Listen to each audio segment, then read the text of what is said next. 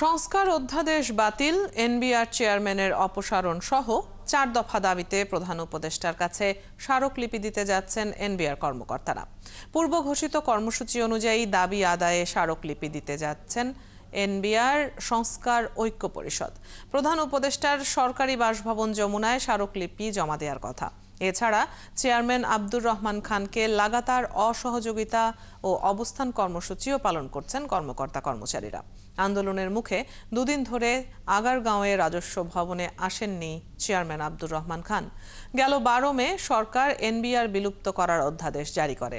এই অধ্যাদেশের বিরুদ্ধে এনবিআর-এর অধীন কাস্টমস, ভ্যাট ও আয়কর বিভাগের কর্মকর্তারা 1 সপ্তাহ ধরে ধারাবাহিকভাবে প্রতিবাদ কর্মসূচি পালন করছেন।